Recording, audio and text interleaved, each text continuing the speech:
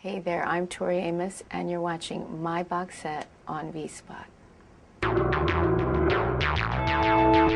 My mother says that I was 2.5, and I would crawl up to the piano, and I would play anything that I could hear. So if my sister, who was taking piano, was playing something, I would come and play it back. Or my mom had a great record collection. She sold records in the 50s. And she would, when my father went to the church, he's a minister, she would be, a little bit naughty and get out her records because my dad wanted us to be interested in religious music. So my mother would pull out Billie Holiday, Fats Wyler, and she would say, "Why don't you have a listen, dear, to this?" And so I would play them. And by the time my dad got home from church, I'd be working it into the repertoire. And he wouldn't know, really, what the songs were. And I think it made my mom feel a little bit sneaky. And so as things progressed, my brother was 10 years older. And he would bring in the Doors and the Beatles. The Doors, of course, had to be in and out before my father came home because he had been labeled prophet of the devil. So I had to learn the Doors and the Stones before Dad got home. I was signed around 1987, and it came out in 1988. And it died a horrible, miserable death. And it's good that it did. In reflection, it's really good because I do understand how the music business operates. I've no illusions about how it works. If you can go back with me to 1987, that was when the LA rock chick scene was happening, and the Rainbow Room, and that whole life was happening with big hair. And so if you can go back into that time frame, very different than what was happening in Britain, then you can see a lay of the land. Now across town, the executive producer of my record was doing this girl who happened to be called Tracy. Now, for some reason, they thought that the singer-songwriter thing would work if you were a folk person. But the girl at her piano thing, this was just not going to happen. They weren't going to support it. So I'm staring back down at the Sheraton lounges of the world, or I'm looking at, I can compose anything. So even if this isn't necessarily my heart and soul, I can do this. And Tracy Chapman, of course, was being produced across town. And I would kind of go in my knee-thigh boots and tromp around thinking, well, I guess everybody has to be slotted in somewhere, and that just isn't my destiny. Once Why Can't Tori Read was trashed, it was liberating in a sense because I wanted Atlantic to drop me and I just wanted to start again. And they wouldn't drop me because I wanted to be dropped. In a strange way, it works that way. When you don't want a guy, that's when he wants you. But when you want him, then, he's off with your friend. It's strange, but true. Same with records.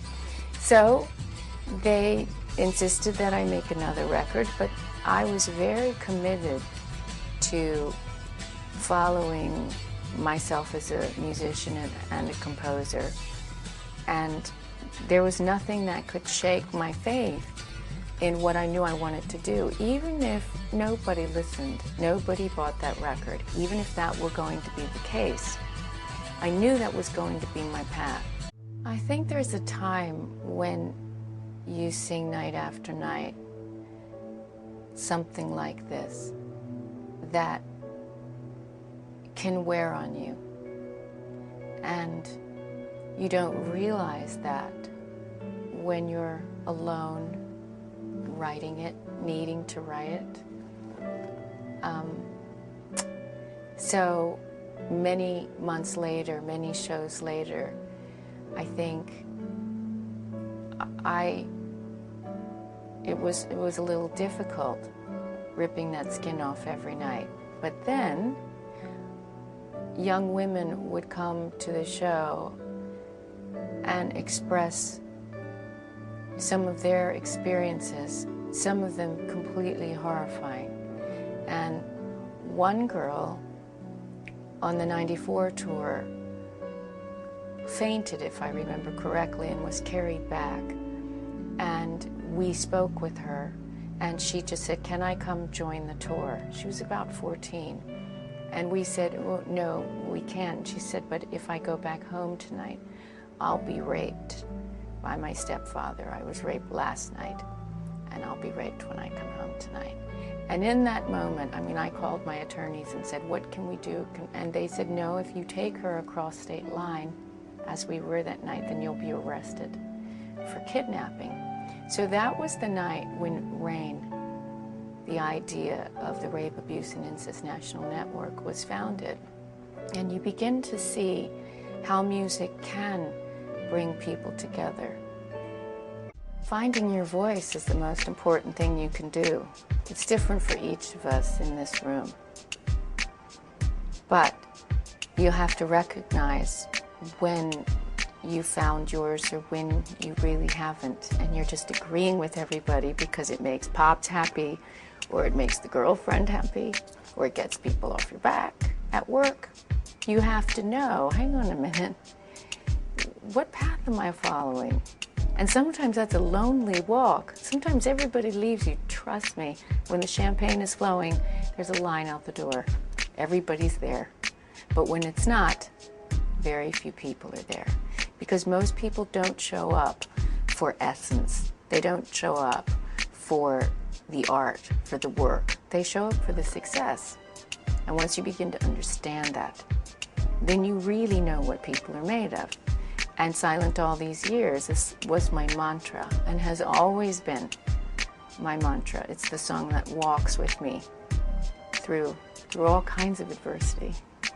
Cindy Palmano, I had worked with as a photographer, and because there was such chemistry, she said she'd take a crack at the video, and then the video became the album artwork. She had done the photo shoots for, there had been an EP released in Britain in 1991 before the album came out. So it was the first video, and working with her was one of the most magical experiences I've ever had. I never talk about who songs are about, just because I have to run into people and nobody knows who the songs are about, and that's why I think I still have friends. And so I keep those secrets safe with me. But I will tell you about the video. Little did I know that I would be living within 15 minutes of where this was shot. This was in a deserted stretch of beach in North Cornwall in England. And I had never been to this specific part of England before. But Cindy had. She was a Devon lass. So this was sort of her stomping ground. And there are people that come up to me today when I'm just walking through the village. "Oh, I was there in early 1994 when you made China."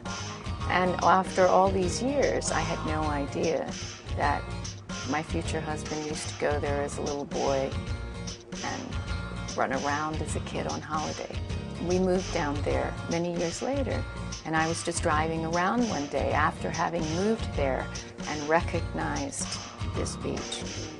The song is about a girl and her father, or a girl and the man that takes that place. It could be your grandfather or an uncle, but it is really this very special tie that I think a girl can have with a male force.